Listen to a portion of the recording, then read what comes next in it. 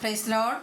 1 ശമൂവേൽ പ്രവാചകന്റെ പുസ്തകം 24-ാം അധ്യായം 1 മുതൽ 22 വരെയുള്ള തിരുവചനങ്ങൾ. ശൗൽ ഫെലിസ്ത്യരെ ഓടിച്ചു കളഞ്ഞിട്ട് മടങ്ങി വന്നപ്പോൾ ദാവീദ് ഏൻഗെദി മരുഭൂമിയിലുണ്ടെന്ന് അവൻ അറിവ് കിട്ടി. അപ്പോൾ ശൗൽ എല്ലാ ഇസ്രായേലിൽ നിന്നും തിരഞ്ഞെടുത്തിരുന്ന 3000 പേരെ കൂട്ടിക്കൊണ്ട് ദാവീദിനെയും അവന്റെ ആളുകളെയും തിരയുവാൻ കാട്ടാട്ടിൻ പാറകളിൽ ചെന്നു. അവൻ വഴിയരികെയുള്ള ആട്ടിൻ തൊഴുത്തിങ്കിലെത്തി. അവിടെ ഒരു ഗുഹയുണ്ടായിരുന്നു. ശൗൽ കാൽ മടക്കത്തിന് അതിൽ കടന്നു. എന്നാൽ ദാവീദും അവന്റെ ആളുകളും ഗുഹയുടെ ഉള്ളിൽ പാർത്തിരുന്നു. ദാവീദിന്റെ ആളുകൾ അവനോട്, ഞാൻ നിന്റെ ശത്രുവിനെ നിന്റെ കയ്യിൽ ഏൽപ്പിക്കും, നിനക്ക് ബോധിച്ചതുപോലെ അവനോട് ചെയ്യാമെന്ന് യഹോവ നിന്നോട് അരുളി ചെയ്ത ദിവസം ഇതാ എന്ന് പറഞ്ഞു. അപ്പോൾ ദാവീദ് എഴുന്നേറ്റ് ശൗലിന്റെ മേലങ്കിയുടെ അറ്റം പതുക്കെ മുറിച്ചെടുത്തു. ശൗലിന്റെ വസ്ത്ര അഗ്രം മുറിച്ചു കളഞ്ഞതുകൊണ്ട് പിന്നത്തേതിൽ ദാവീദിന്റെ മനസാക്ഷി കുത്തി തുടങ്ങി. അവൻ തൻ്റെ ആളുകളോട്, യഹോവയുടെ അഭിഷിക്തനായ എൻ്റെ യജമാനന്റെ നേരെ കൈയെടുക്കുന്നതായി ഈ കാര്യം ചെയ്യുവാൻ യഹോവ എനിക്ക് ഇടവരുത്തരുതേ. അവൻ യഹോവയുടെ അഭിഷിക്തനല്ലോ എന്ന് പറഞ്ഞു. ഇങ്ങനെ ദാവീദ് തൻ്റെ ആളുകളെ ശാസിച്ചമർത്തി. ശൗലിനെ ദ്രോഹിപ്പാൻ അവരെ അനുവദിച്ചതുമില്ല. ശൗൽ ഗുഹയിൽ നിന്ന് എഴുന്നേറ്റ് തൻ്റെ വഴിക്ക് പോയി. ദാവീദും എഴുന്നേറ്റ് ഗുഹയിൽ നിന്ന് പുറത്തിറങ്ങി ശൗലിനോട്, എൻ്റെ യജമാനനെ രാജാവേ എന്ന് വിളിച്ചു പറഞ്ഞു. ശൗൽ തിരിഞ്ഞു നോക്കിയപ്പോൾ ദാവീദ് സാഷ്ടാംഗം വീണ് നമസ്കരിച്ചു. ദാവീദ് ശൗലിനോട് പറഞ്ഞതെന്തെന്നാൽ, ദാവീദ് നിനക്ക് ദോഷം വിചാരിക്കുന്നു എന്ന് പറയുന്നവരുടെ വാക്ക് നീ കേൾക്കുന്നതെന്ത്? യഹോവ ഇന്ന് ഗുഹയിൽ വെച്ച് നിന്നെ എൻ്റെ കയ്യിൽ ഏൽപ്പിച്ചിരുന്നു എന്ന് നിന്റെ കണ്ണാലെ കാണുന്നുവല്ലോ. നിന്നെ കൊല്ലുവാൻ ചിലർ പറഞ്ഞെങ്കിലും ഞാൻ ചെയ്തില്ല. എൻ്റെ യജമാനന് നേരെ ഞാൻ കൈയെടുക്കുകയില്ല. അവൻ യഹോവയുടെ അഭിഷിക്തനല്ലോ എന്ന് പറഞ്ഞു.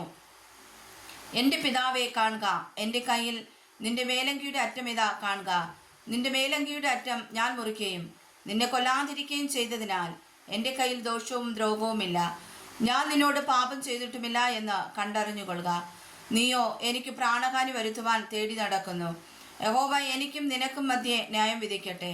യഹോവ എനിക്ക് വേണ്ടി നിന്നോട് പ്രതികാരം ചെയ്യട്ടെ. എന്നാൽ എൻ്റെ കൈ നിന്റെ മേൽ വീഴുകയില്ല. ദുഷ്ടത ദുഷ്ടനിൽ നിന്ന് പുറപ്പെടുന്നു എന്നല്ലോ പഴഞ്ചൊല്ല് പറയുന്നത്. എന്നാൽ എൻ്റെ കൈ നിന്റെ മേൽ വീഴുകയില്ല. ആരെ തേടിയാകുന്നു ഇസ്രായേൽ രാജാവ് പുറപ്പെട്ടിരിക്കുന്നത്? ആരെയാകുന്നു പിന്തുടരുന്നത്? ഒരു ചത്ത നായയെ, ഒരു ചെള്ളിനെ അല്ലയോ? ആകയാൽ യഹോവ ന്യായാധിപനായി എനിക്കും നിനക്കും മധ്യ ന്യായം വിധിക്കുകയും എൻ്റെ കാര്യം നോക്കി വ്യവഹരിച്ച് എന്നെ നിന്റെ കയ്യിൽ നിന്ന് വിടുവിക്കുകയും ചെയ്യുമാറാകട്ടെ. ദാവീദ് ശൗലിനോട് ഈ വാക്കുകൾ സംസാരിച്ചു തീർന്ന ശേഷം ശൗൽ, എൻ്റെ മകനെ ദാവീദേ, ഇത് നിന്റെ ശബ്ദമോ എന്ന് ചോദിച്ച് പൊട്ടിക്കരഞ്ഞു. പിന്നെ അവൻ ദാവീദിനോട് പറഞ്ഞത്, നീ എന്നേക്കാൾ നീതിമാൻ. ഞാൻ നിനക്ക് തിന്മ ചെയ്തതിന് നീ എനിക്ക് നന്മ പകരം ചെയ്തിരിക്കുന്നു. യഹോവ എന്നെ നിന്റെ കയ്യിൽ ഏൽപ്പിച്ചാരെയും നീ എന്നെ കൊല്ലാതെ വിട്ടതിനാൽ നീ എനിക്ക് ഗുണം ചെയ്തതായി ഇന്ന് കാണിച്ചിരിക്കുന്നു. ശത്രുവിനെ കണ്ടുകിട്ടിയാൽ ആരെങ്കിലും അവനെ വെറുതെ വിട്ടയക്കുമോ? നീ ഇന്ന് എനിക്ക് ചെയ്തതിന് യഹോവ നിനക്ക് നന്മ പകരം ചെയ്യട്ടെ. എന്നാൽ നീ രാജാവാകും. ഇസ്രായേൽ രാജത്വം നിന്റെ കയ്യിൽ സ്ഥിരമാകും എന്ന് ഞാൻ അറിയുന്നു.